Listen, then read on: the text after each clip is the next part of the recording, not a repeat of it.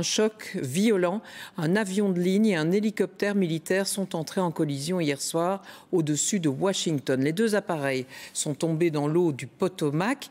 Pas encore de bilan officiel, mais on sait que 64 personnes se trouvaient dans l'avion. On va faire le point sur ce crash tout de suite avec Esmeralda Labi et Bertrand Menu.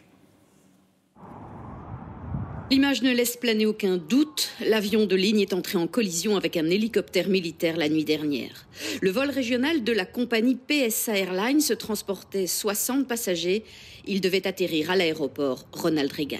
At 8:58, the first units arrived on the scene and found an aircraft in the water and began rescue operations. There's currently about 300 responders working. It's a highly complex operation. The conditions out there are extremely rough for the responders. It's cold.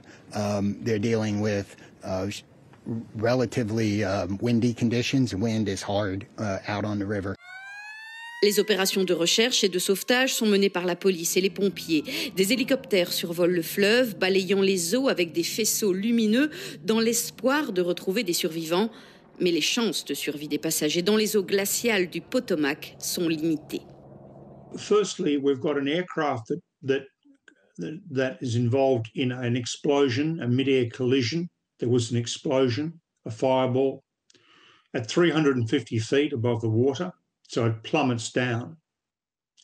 Then it sinks into freezing cold water.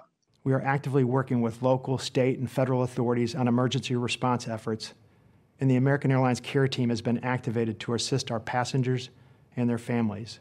Dans un message publié sur son réseau social Truth, Donald Trump a estimé que l'accident aurait dû être évité. Comment l'hélicoptère s'est-il retrouvé dans la trajectoire d'approche de l'avion sans aucune alerte déclenchée? L'enquête ne fait que débuter.